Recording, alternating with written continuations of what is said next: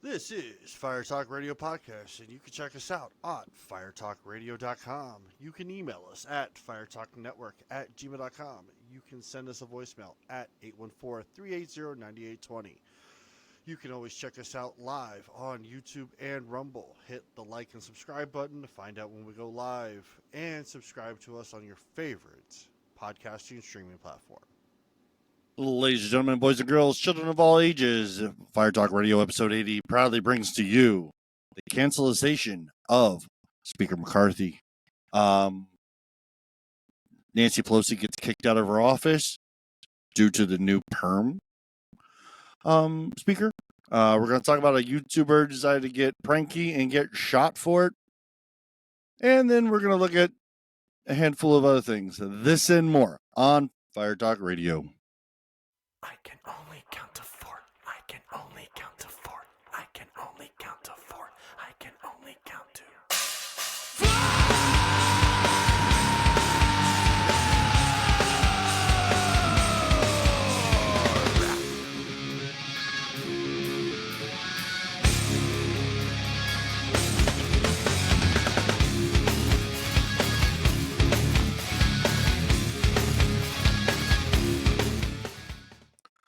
All right. So it's another week. Yes, we're doing it a day early due to some issues for tomorrow. Oh, yeah, it's Jason's birthday. So, yeah. Yeah. I got plans tomorrow, and people that would be very mad at me. He doesn't want to do this on his birthday.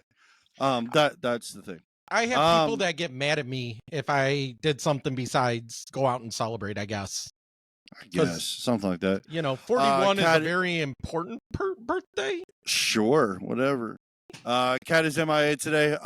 She got her new doggo fixed, and doggo is not having a great time at this moment. So she is I can parenting a sick imagine doggo. if someone cut my nuts off, I wouldn't be having a great time. It's a girl. I believe it's a girl. I believe it's a female. If somebody cut out my internal nuts, known as ovaries, Sure. I would be.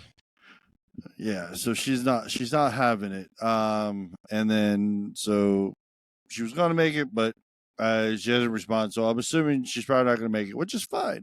That was the benefit of having be able to have three. So if one couldn't make it, we can still do this. It's fantastic. So, tonight I want to talk about this prankster. I really want to get this. Yeah, this let's is the start off. dumbest thing. We got to start off with this. Okay, first, before we even get into this particular one, I don't post on TikTok, but I watch TikTok. My son, for some reason, pisses me off because he likes these prank videos on YouTube Shorts and TikTok and stuff like that. Yeah. Almost all of these quote unquote pranksters, though, is tantamount to criminal harassment. In some cases, assault. There was one I was watching where they were like shooting people with little pellets, them little like airsoft pellets with a rubber band and stuff, which, okay, yeah, for the most part, nothing, not much could happen, but there's still that possibility. Not only that, when you're pranking people you don't know how they're going to react. Which brings us to this story. Do you have the video of the prank? Yeah, I do have the video. Okay. I'm queuing it up right now.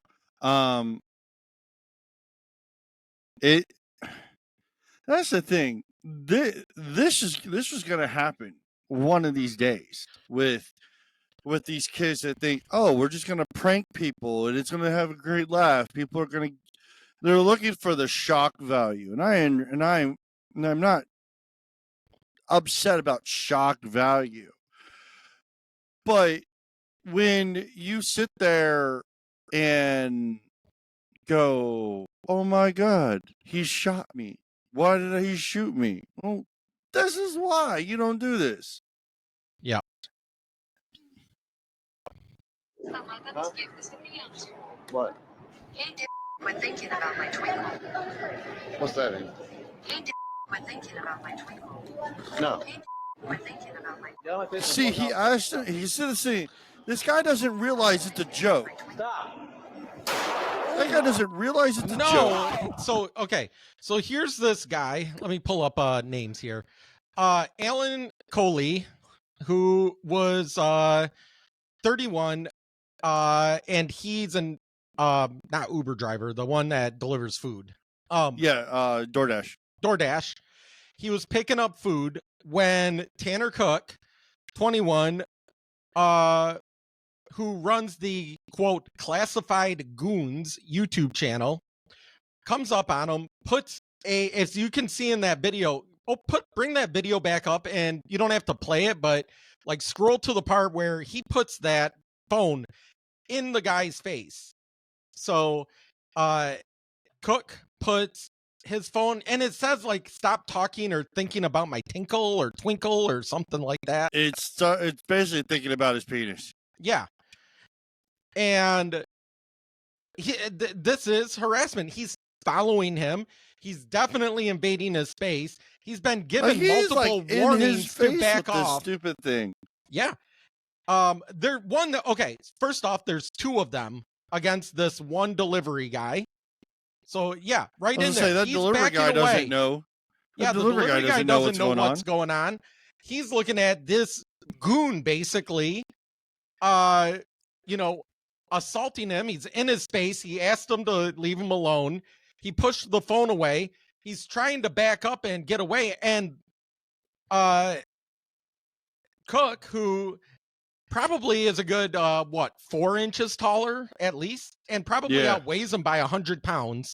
Absolutely. Is aggressively getting up on top of him. And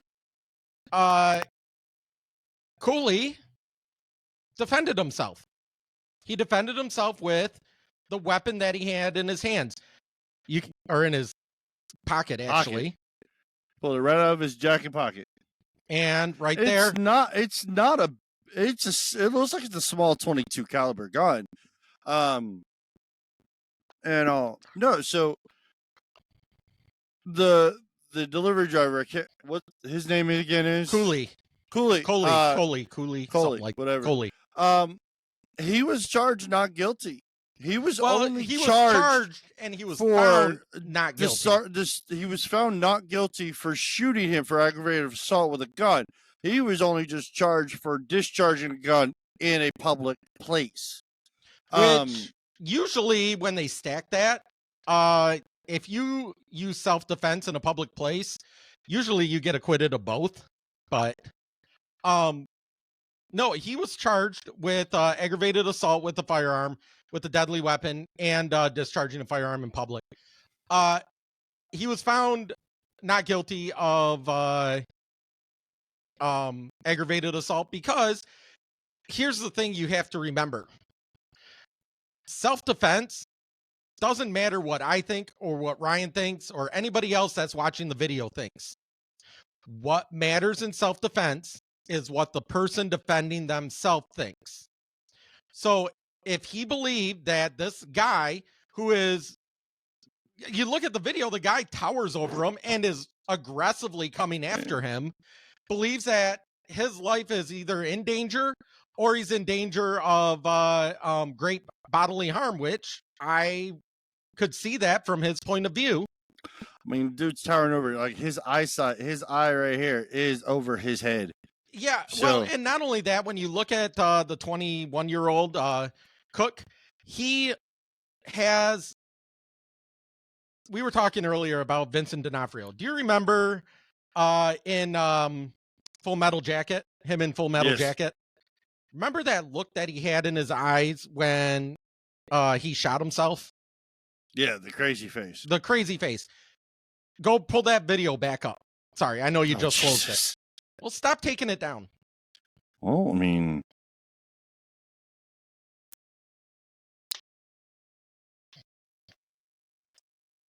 so you can look right at his eyes. He has crazy eyes. Look at that. He's either stoned or he's crazy, or both. There is no, I'm a trained fighter, and I would have possibly I would have throat punched him. But again, it doesn't matter what I would do or what you would do.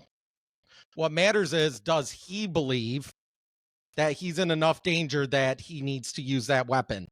If he's not a fighter, if he doesn't feel confident in his ability to run and get away, then it's self-defense. Yeah. And what makes me mad is watching the comments on TikTok and Twitter and YouTube and all this about this, and people going, so somebody harassing you means that you can take their life? Well, if it's harassment to the point that I fear for my life, yes. Yes, it does.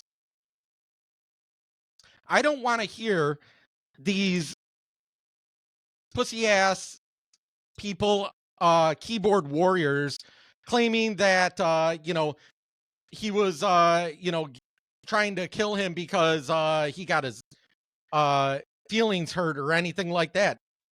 He was trying to get away. He told them to back off. He was in fear for his life. That's why he was acquitted, because he had good reason to pull that trigger. Is it something I would have done? Because I do carry a firearm. Is it something I would have done? Probably not. For me, because I have a lot of training and I'm confident in my ability to defend myself without a firearm, I probably wouldn't have stepped that, but that's me. That's not him.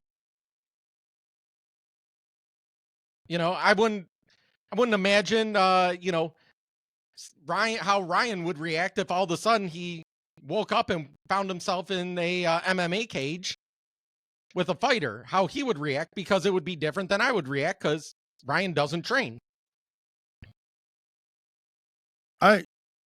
While we were doing this, I've noticed are we actually live? I don't know. I hit the record button. Yeah, for some reason, no, we're still going to keep going, but I've just noticed that nothing is. Did we get kicked off YouTube already? No.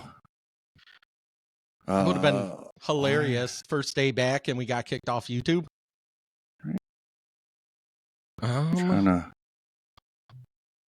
Because as you're hearing this on the record, if you hear us on the download, it's just it looks like we're having some technical difficulties with the live stream. Yep. So I do apologize, but we'll still keep going. So if you were planning on watching us live, I do sincerely apologize. You'll have to catch it, and I will actually download this on our pages sometime later today.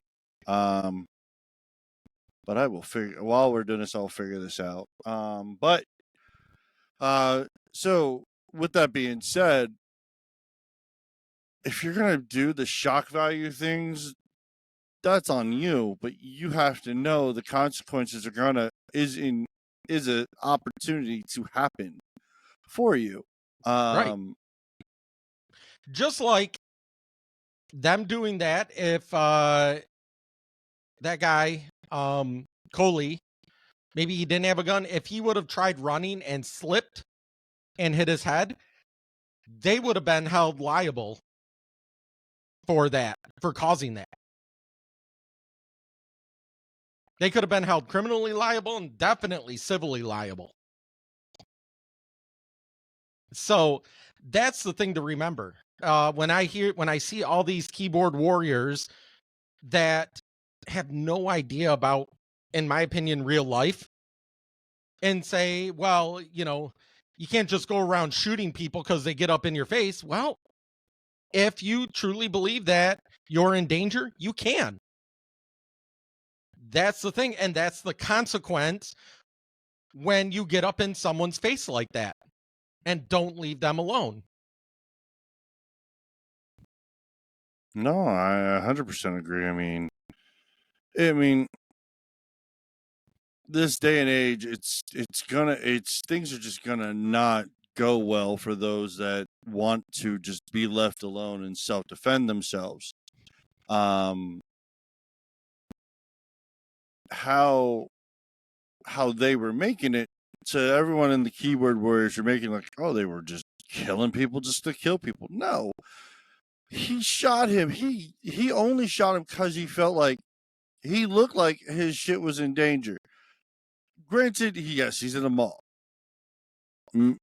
Maybe keep walking away, but the way this whole scene looks like, that guy was just going to keep following him with a damn phone. And he's been asked many times, if I had a gun and I was in his shoes, I probably would have shot him too. Right. Just on that principle alone. But so if you ever think about the shock value, you got to think about the other person before you go down that road. All right. So guess we'll just keep this ball on rolling. So we'll just move right into the Trump court case. Trump fraudulent court case, because that has been interesting. Because the fact is that Trump's actually showing up to his court case. Yeah. Doesn't have to.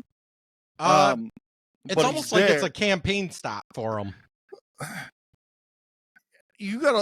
They're saying that, but Trump is there defending his company, because it's not him it's going to affect. It's also his children that's going to affect. Well, and all in the future line of the Trump family organization. And true, that DA, her first fucking announcement to get in was, I'm going to sue the motherfucker. But one thing you have to remember from a political standpoint, every time Trump is in court, comes against him, his anything, numbers keep going his up. numbers skyrocket. Because they're doing. Oh, well, my mic's going out. So they're doing this as political theater. They're attacking him. They're trying to prevent him from becoming president. But the problem is they forget, even if he goes to jail, he could still become president. But because the Supreme Court announced the 14th Amendment to prevent Trump was unconstitutional. They can't use it because they were able to prove that he, on a shadow of a doubt, did not participate in an insurrection against the federal government. So the Supreme Court already made its ruling on it. So all those are like, oh yeah, he did an insurrection. Supreme Court already said no. So what you gonna do about it now? Well, getting back to this case, what's weird about this case is they're claiming fraud. The appellate court announced today that there was a deadline. I think it was they cut off time at like 2011, 2014. Everything else would have been immiscible because it's past the statute of limitations. Well, that's the weird thing is, so this whole court case in New York, though, where they're trying to take Trump Towers, saying he inflated the numbers, all of that.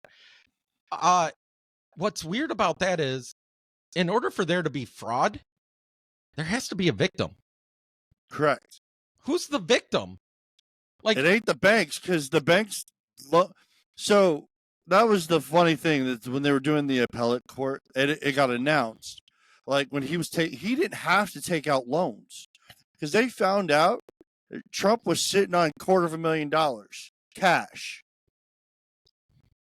Why take out a loan from a bank? Pay the loan back plus $40 million of interest when you already have the money sitting there. Right.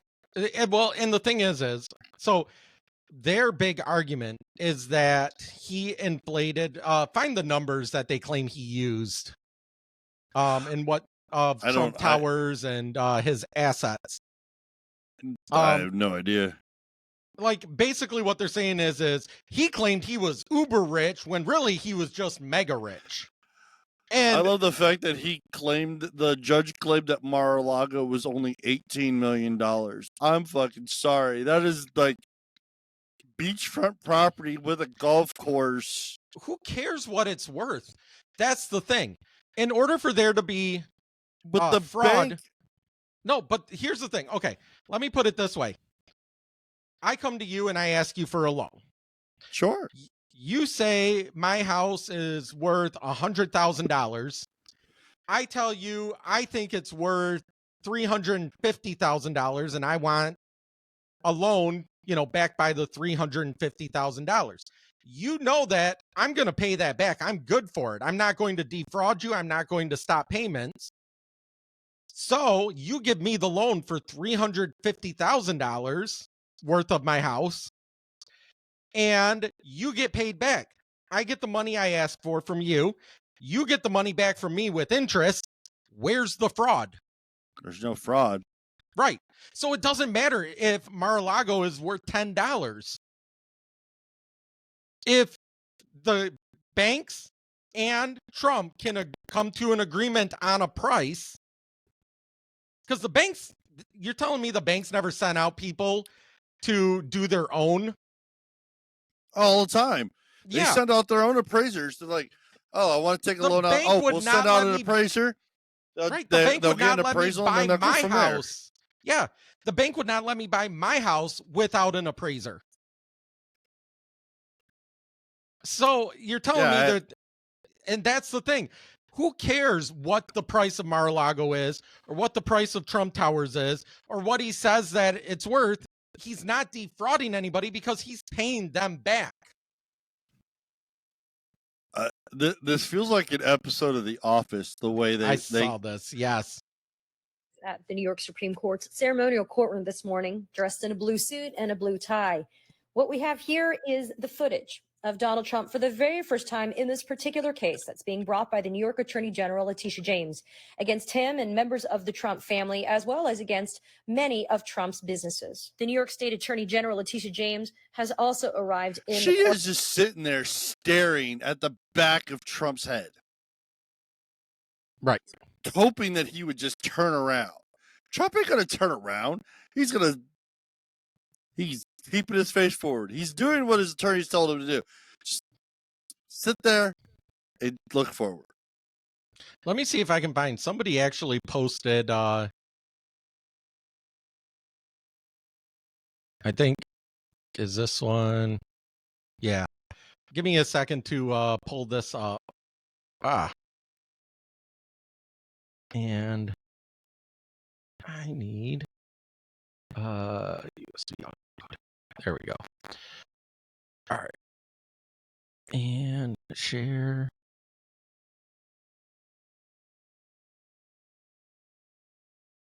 Okay. So this right here. Oh, yeah.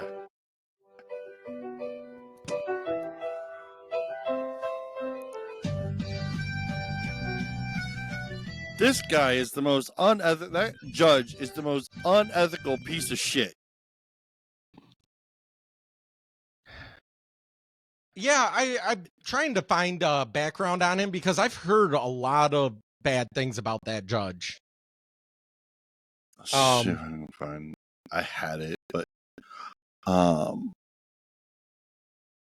So one of the things too with this is that this comes from the BBC, is that judge actually made a ruling last week that, according to Trump, said that he couldn't have a jury trial. Yes. So that means that the judge himself is going to make the ruling on this case. Yep. And it's so, but it's weird though, because again, there were no victims. We already established that. Everybody was basically happy with the arrangements Trump made. New York has a weird statute that they don't have to show that there were any victims for there to be fraud. How can you have a law that has no victims? This was always my issue when I was in law enforcement and they were telling me all about, different arrests and, who we have to put down. Every spot had a spot for a victim. And when there was no victim, we either put community or society. That was my problem when arresting people for drugs. Because how can you have a crime against yourself? In this case, how can he have a crime against nobody? Correct. Go ahead and play this, and I'll. So get this is to more. the judge about juries. Say something controversial, even though I'm being taped. Juries get it wrong a lot. That's my own opinion. I do only civil trials, personal injury cases, contract disputes. But I've had situations where, like, oh my heaven's sake, how could they have thought that? Well, I have a tool that I can deal with that. It's called jury notwithstanding the verdict, judgment notwithstanding the verdict. I can say there is no possible way that a reasonable jury would have reached that conclusion. And all right, am I following the law or am I making law? Okay, I'm following law. I'm an impartial referee, but it's hard to factor out my own emotions. And I have tools. Somebody can say, well, Your Honor, you have to throw out this case because it's just like another case. Well, is it just like another case? What if the defendant was wearing a red sweater instead of a blue sweater? Oh, and Doesn't by the change way, anything. I worked for the Columbia Daily Spectator for a couple of That weeks. doesn't change anything. Who cares if they're wearing a red? Unless it's a pertinent part of the case, what they're wearing makes no difference. This guy's a loony. What happened was I went there every day and I wrote a few stories. One I got criticized on because I wrote that some Ku Klux Klanners had murdered some people, and then I was told, you can't say that. How do we know? You weren't there. Well, that was what everybody thought. But anyway, yeah, we should have absolute immunity. What if we defame somebody? That's how it usually comes up. You know, you call somebody a murderer or a heroin addict, that sort of thing, a pedophile. And if it's done in court, yeah, I think we should have absolute immunity. So basically, And, this judge wants to be able to be God in the court system. He is He thinks that judges jury are executioner. Judges are God. We're better than everyone. That's one of the issues I have with a lot of the way that teaching is taught in college, which is you're the educator. You're the one with the degree, with the master's, with this. You know better than the parents. No, they don't. No, we don't. And it's the same thing with the judge. Okay. Can he do that? In certain cases, yes. Like say Jared Kushner. They got him on something, and just to try to make an example of him because everyone hates Trump, they're going to find him guilty of murder. Well, the facts don't support that. That's when a judge is supposed to be able to step in and say, no, you can't do that. Now, on the contrary, though, where are our two favorite TikTok lawyers? They talked about I need this. to find them. Now, in the case of like Rittenhouse, where a lot of people were saying, well, the judge can overturn the non-guilty. No, he can't. Once it's a non-guilty by a jury, it's non-guilty. That's on the criminal side of things. On the civil side, it gets more murky because there is no simple guilty, not guilty based on without a reasonable doubt.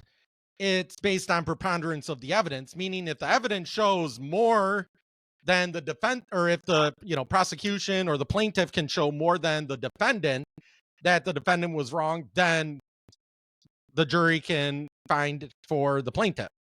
If the defendant can show that the plaintiff, what they said was wrong 50% or more, or 51% or more than what they said, then the defendant wins. So it's murkier when it gets into more civil stuff on what a judge like this can say. But in this case, one, the judge needs to recuse himself, but I don't think it matters being in New York.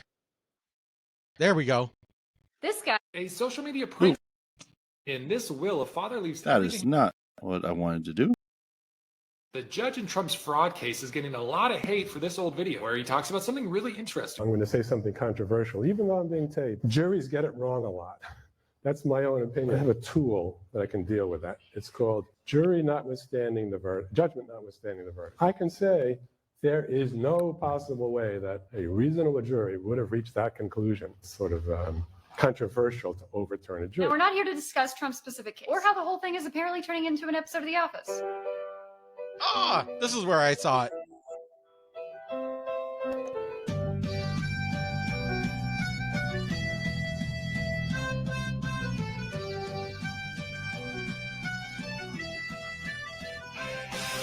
We just want to bring up this concept. This is a real thing available to all judges that most people don't know about. Basically, even if a jury finds someone guilty, a judge can step in and say, no, that's not reasonable, overrule the verdict, and find the person not guilty. Imagine the CEO of a factory pollutes an entire town with some kind of toxic chemical that causes everyone to fart nonstop. And then that CEO's son is arrested for an unrelated drug driving charge. At trial, which smells terrible, there's actually no evidence of drug driving. But the jury's so pissed at the kid's dad that they find him guilty anyway. This is where that judge should step in and say, no, he's actually not guilty. Think of this as the judge's own power to nullify. The purpose here is to prevent against malicious prosecutors and juries. But importantly, the judge can only reverse a guilty verdict. They can't do anything about a not guilty verdict. The judge in Trump's fraud case is getting a lot of hate. So, okay. So in the case of Kyle Rittenhouse, he was found not guilty on everything. Yes. Say the jury fell to pressure from the keyboard warriors and BLM and all that bullshit. Sure. And they found him guilty. In that case, the judge could have said, listen, I saw all the evidence that you saw. There is no way that you could reasonably come up with a guilty verdict based on this, and then list out all the reasons why. But what that also means is in this case, if a jury found in for Trump, he could still do that because if I believe correctly, this is a civil case, isn't it? It is. Yeah. So that's why it's in his courtroom. Cause if it was supposed to be with I think the corporation business court where they would have had a jury and it probably would have been already done by now, but they kept it in the civil court, which okay. So that's the thing. And this judge, based on his background, I would say he needs to recuse himself. But in New York, in a civil court, I would make a bet that a lot of judges are basically like this guy. Yes. Like, it needs to be moved to a different court. They're not going to move it, though. That's the thing. No, that's the thing. The prosecutor here was able to keep it in this. And like I say, so much of what they are saying is, again, if Trump didn't run for president in 2016, if he didn't run for president in 2020, if he wasn't running for president right now, nothing would be going on against him because he hasn't changed anything he hasn't done since the early 80s. Nobody had a problem back then until all of a sudden he became the bad orange man. Hell, they were making rap videos with him. He was in Trump movies. Towers with Macaulay Culkin. I was gonna say he was in movies. He was in the WWE. He was in a handful of things. Right. And everyone was all down for him back then, but now all of a sudden, Trump, orange man bad. This is all to bankrupt him or to make it that much more difficult for him to run in the general election. Listen, at this point, unless something catastrophic happens, he's going to be the nominee for the Republicans. Oh, yeah. Well, I mean, right now, he's also a candidate for Speaker of the House. So let's get into that. As we all saw yesterday, Kevin McCarthy is no longer the 118th Congress's Speaker of the House. So let's step back real quick, because this is really the first time in my lifetime that I can remember this happening. Yeah, no. So the last time this happened was in the 1920s. So the reason that this happened partially is because when he was running for speaker last year, he had to make a deal with the Freedom Caucus, I think they're calling themselves. Freedom Caucus. With the Freedom Caucus that said they can vote him out. Well, that was one of the stipulations, was a one-person vote for vacating the chair. Yes. Right. Basically, what it came down to is, rather than it having to be an overwhelming majority to vote him out like it normally is, all it takes is not enough people to vote to keep the spot. Yes. So you know, there's 213 Democrats, 200, I looked it up, 221, I believe it is, Republicans. Yeah, and it only took 10. So it took the Freedom Caucus of those 10 votes, minus Lauren Boebert. Lauren Boebert voted to keep McCarthy. So it's whatever. And then the rest of the Democrats. But so Kevin McCarthy had to make deals with the Freedom Caucus of things that they wanted done for him to continue to be speaker. One, no more CRs. They wanted to get a budget done, an actual budget, and stick to it. No more funding to Ukraine. Hunter Biden trials and everything. And there was a few other things. A lot of that McCarthy just fucking didn't do at all. And then, like, the day before he threatened to vote him out, the term limit vote went up. Like, the panel for the term limits for the House reps and senators came up.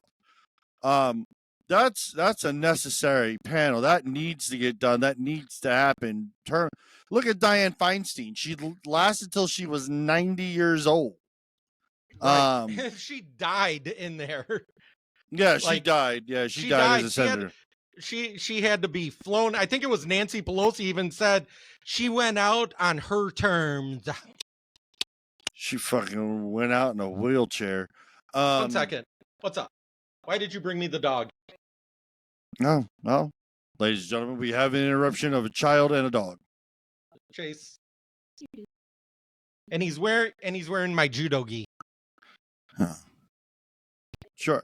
All right. So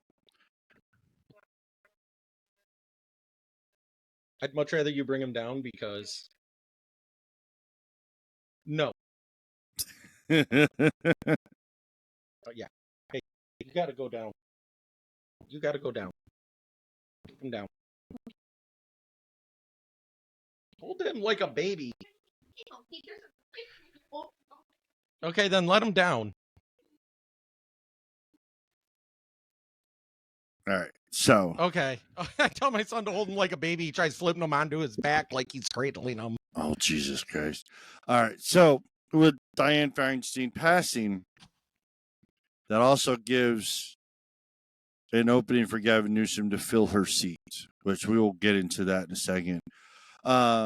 With Kevin McCarthy not fulfilling, and now for the first time since 1930, a new speaker has been temporarily we are in some weird freaking times right now.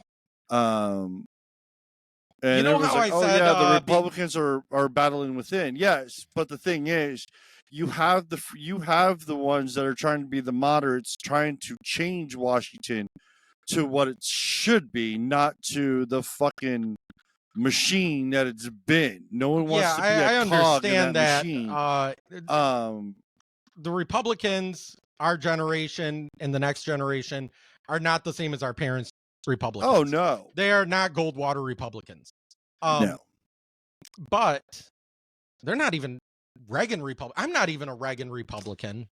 Because the Reagan Republican says one of the first rules is you never speak bad of another Republican.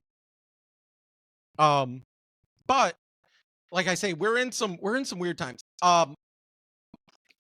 I still Really, it's believe conservatism and capitalism versus socialism. that's what that it is is. what's Yeah, going on. we need to get rid of the R and the D and just make, are you conservative or not?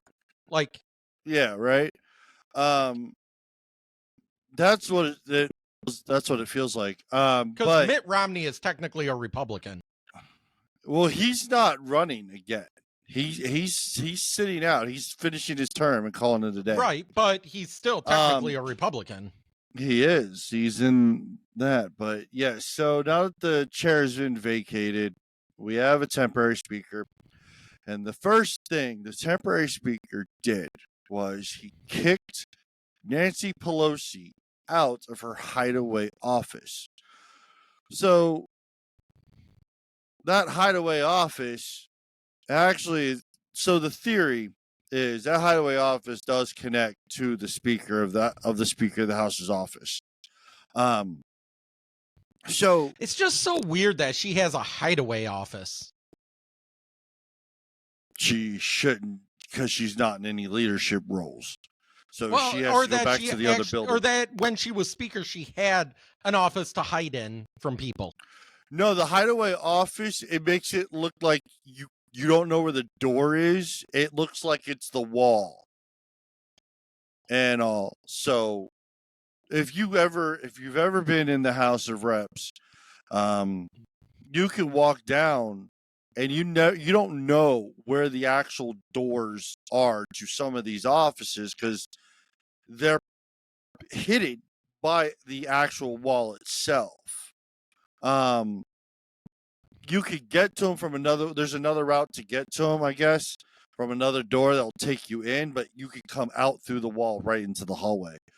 But also, as I don't know if anybody realizes that there's an underground walkway from the White everyone House knows. Yeah, to the Smithsonian, to the Capitol building, to the monument, to the George Washington Monument, to Abraham. Like, there's an underground subway. There's an underground there, and there's walkways. You can get back and forth. So I mean, those are all interconnected. So, but the other office building for the congressman isn't connected. It's its own separate building, which is like 2 miles away. So Nancy has to go back to that building because she doesn't hold any leadership roles anymore. That was dude. That guy hit that gavel so fucking hard.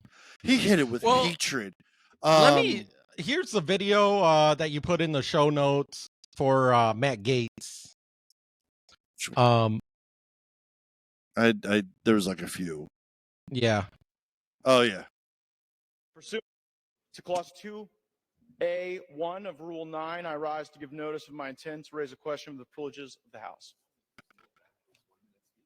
Does the gentleman first yield back his 1 minute speech? I do. For what purpose does the gentleman from Florida now seek recognition? Mr. Speaker, pursuant to Clause 2A1 of Rule 9, I rise to give notice of my intent to raise a question of the privileges of the House. The gentleman will state the form of his resolution. Declaring the office of Speaker of the House of Representatives to be vacant. Resolved that the office of Speaker of the House of Representatives is hereby declared to be vacant. Under Rule 9, a resolution offered from the floor by a member other than the majority leader or the minority leader as a question of the privileges of the House has immediate precedence only at a time designated by the chair within 2 legislative days after the resolution is properly noticed. Pending that designation, the form of the resolution noticed by the gentleman from Florida will appear in the record at this point. The chair will not at this point determine whether the resolution constitutes a question of privilege. That determination will be made at the time designated for consideration of the resolution. Yeah, what he said. I have no idea what he said.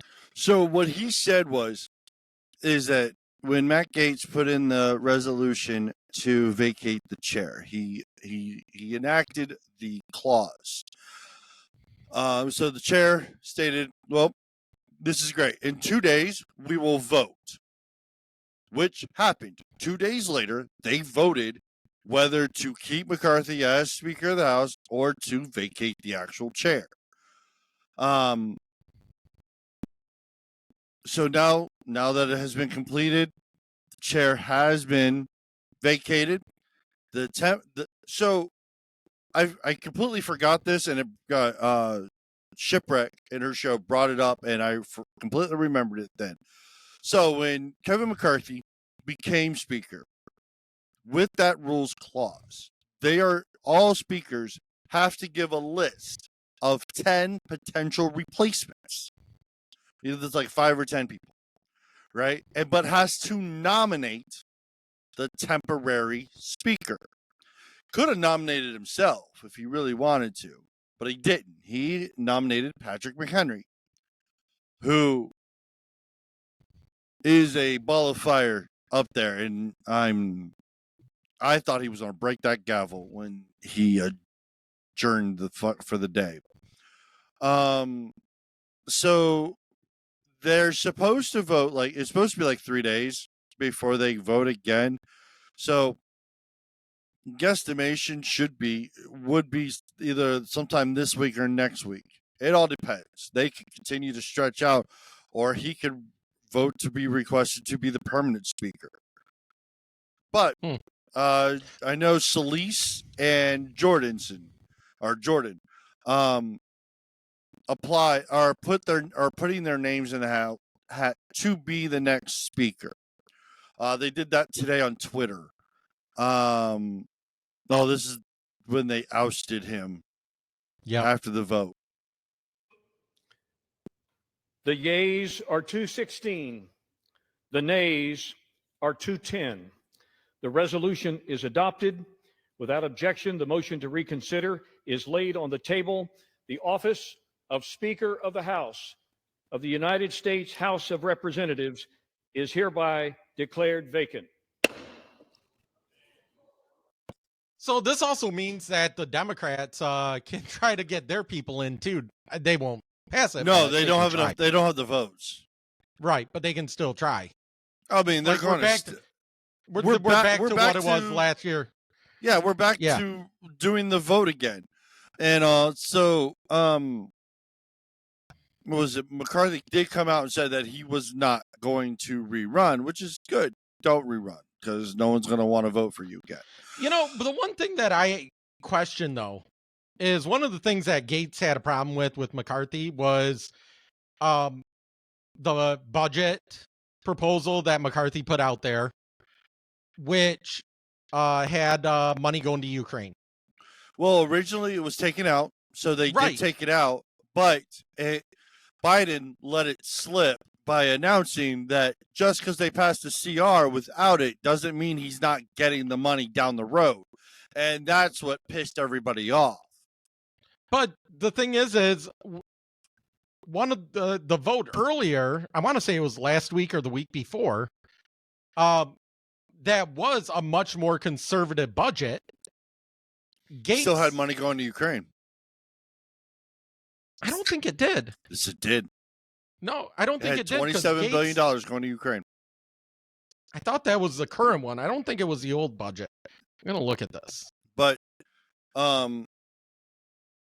that's the thing. They didn't want any more money going to Ukraine. And I don't want any more money going to Ukraine.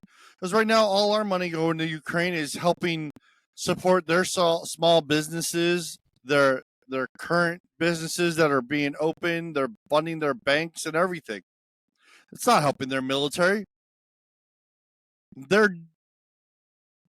I think we just stop. And well, the problem is one, we're sending money to Ukraine without any conditions, and I said it before. It's like Biden is giving Ukraine money like he is being blackmailed.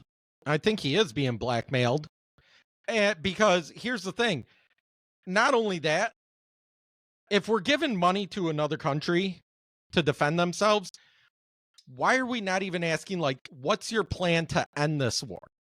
Because right now, the way it's going, This is just going to be a ongoing war for years, and we're just going to keep giving them money. Yeah, we're just gonna go broke.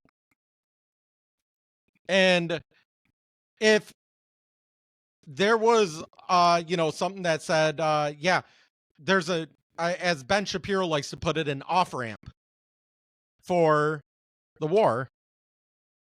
I don't know what that is. So somebody don't try saying, well, what do you say they should do? I'm like, you don't want to know what I say they should do, because I'd make a lot of enemies. Because there would be very big bombs involved. But that being the case, there has to be some sort of off ramp so that we're not just handing them money for no reason, and they just keep taking it and doing whatever they want. I honestly wouldn't doubt that what's the president of Ukraine's name? Zelensky has stacks of $100 bills under his bed, like they found in Iraq after. Oh yeah, when they found fucking Saddam Hussein's house, and he had stacks of money under his bed. No, it was in a hole in the ground. It was in a little bunker. They found I swear it was under his. Oh no, they did find money under his bed, but then they found him in a bunker that had just walls of cash, like walls of American cash, of American money. Yes, and that's. I would not doubt, or I would not be surprised if down the road they ended up finding that with Zelensky, because not saying that Ukraine shouldn't defend themselves. Absolutely, they should. Russia is a communist regime that is trying to retake over and create the Iron Wall again. Iron Curtain, sorry. But that being the case, I don't trust Zelensky. And I don't think we should be just handing them money. If they said, hey, we're going to send X number of ammunition, bombs, that stuff, that's a little bit different than just saying we're just going to send them pallets of cash to do what they want with. No, absolutely. I mean, yes, we've been sending weapons and stuff, but the thing is, we're paying for it. We're paying the producers of the missiles and the tanks, the planes, everything. And then Poland came in and bought a whole bunch of shit from us. To a point, I think we're running out of fucking stuff on our own self. And then, oh yeah, listen, on this little side notation there, my kids saw an weird ad that women have to start signing up for the selective service starting in January of 2024. I'm gonna look that one up. I thought that went down. Or is it 2023? It was 2023, 2024. I said, "Wow, they want equal rights." There you go. You get draft notices too. But yes, that's a little side note picture of that. So with going on with according to the selective service, sss.gov, there has been no decision to require females to register with selective service. Well then someone put out a foul side. Okay, so then we'll wait on that one. So with going back to Dianne Feinstein passing, because Nancy Pelosi was at Dianne Feinstein's funeral when she was getting kicked out of her office. But with Dianne Feinstein passing away, that gave Gavin Newsom the opportunity to select her replacement without no election or anything. So who does she pick? Who does he pick? A Maryland resident, LaFonza Butler. She is from Silver Spring, Maryland. Doesn't even live in California. And let's put it this way, you cannot get much more left than her. Found out she was an aide to Kamala Harris when she was a state attorney. No, she was an aide when she was running for president. Oh yeah, yeah, that too. And when do you remember back in 2019 it would have been when Kamala Harris got completely thumped by she didn't even make it to the California primaries. She called Biden a racist, and that was like the biggest heat she could have gotten, and then that was it. Tulsi Gabbard tore her apart in the debates. Tulsi Gabbard ate her fucking alive. Oh, it was great. So but as if that's not enough, I'm trying to look for it here. She also basically used to be a part of the like a pro-abortion company or campaign or something like that. And she has had many times where she talked about basically abortion on demand. Abortion on demand. Every woman should get an abortion. And I'm trying to find where it's at in here. I'm reading the AP, so of course that's left wing. It's not going to pick that up. But yeah, there is so many things wrong with this. This looks like a payoff post. It looks like a promise. I mean, the theory was before this was announced. So the speculation was that Gavin Newsom was going to give Kamala Harris an out of the vice presidency, have her step down, become a senator for Dianne Feinstein, and then Biden elect Newsom to replace for 2024 for the vice president, that he would step down, and then Gavin Newsom versus Trump for 2024. As that sounds, it was just speculation in theory. That's not happening now, which I'm very happy that didn't actually happen. So with that being said, we haven't. There's a Maryland. That will always be. I thought you had to be a resident of the state that you're according to this, right? when she went back, or to get this, she re-registered to vote in California. Not sure how you can do that if you don't live there, but she did. She own a home in California? She She must own a home. She is, according to Newsom, the first openly LGBTQ person to serve as a senator from California. She is black. She is a woman. Wondering how many intersectional boxes they can tick off there. LGBTQ. So she's lesbian, probably black woman. Does she own a dog or a cat? Maybe she raises ferrets. We just need a checkbox of the dumb decisions people get selected for. I'm gonna look up intersectional checkboxes and see what there is and see what she Jesus Christ. But you know what? Even the last story I wanted to talk about was the representative pulling the fire alarm doesn't even fucking count anymore, since one, it's over with, and two, that it doesn't matter anymore. But I'm just, if you haven't noticed, our country's on fire within, and no one really making it. And then what? Not McCarthy.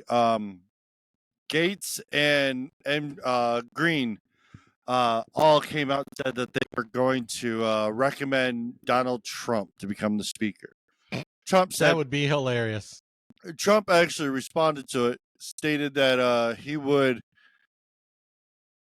help figure out the new speaker so he could, but he wants to be president, which necessarily that's what he is running for, is president. So some of these check boxes, sorry, I'm still on this intersectional. Age, religion, mental health, education, body size, drug and alcohol addiction, marital status, parental status, political beliefs, race and ethnic identities, disabilities, gender, and socioeconomic status. Fantastic. Those are some of the main check boxes for intersectionality. So you could have a bisexual cisgender woman, a white cisgender male, a disabled person whose disabilities are not visible, an individual who is privately educated, a transgender woman, a transgender black woman, a transgender male to female, disabled transgender black woman, a immigrant. Oh yeah, immigrant status. An immigrant disabled transgender black woman. 5 right there. Fan-fucking-tastic. Oh, religion. We got to add religion in there. That's also Buddhist. That's also Buddhist. 6. Well, So if we okay, can then. find for the Republicans a Buddhist immigrant, transgender, disabled black woman. Fantastic. That just says it all. All But right. she checks marks at least 3, possibly more of those for her pick as a senator. And the left is cheering that right now. Absolutely. Why not? Why wouldn't they? Well, why wouldn't they? I can tell you why not to do that, but the thing is, they're so progressive. They're so progressive. So, actually, on that note, I think I'm done for the day. I know I'm burned out. I'm like, you know what? How much bullshit could happen in one goddamn day? Hopefully, we'll find out we'll figure out who the next speaker is, and then we're gonna go from there. God, I hope things turn better. Also, on a side note, there, Hunter Biden went to court, pled not guilty on his gun charge, and shaved his head. What? I gotta find Hunter Biden with a shaved head.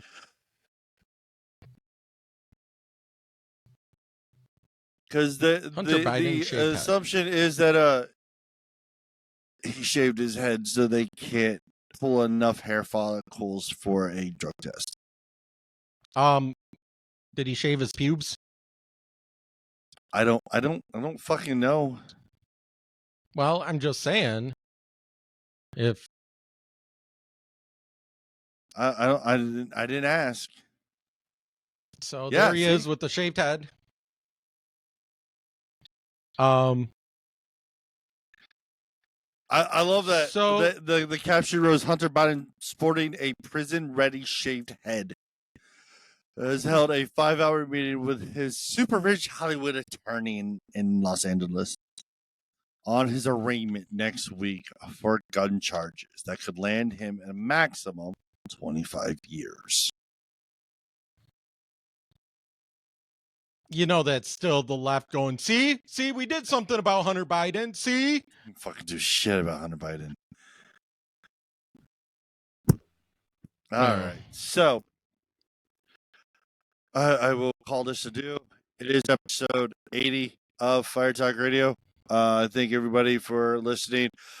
We did have technical difficulties on the live, but we will have that fixed next week. From our house to your house, we bid you adieu.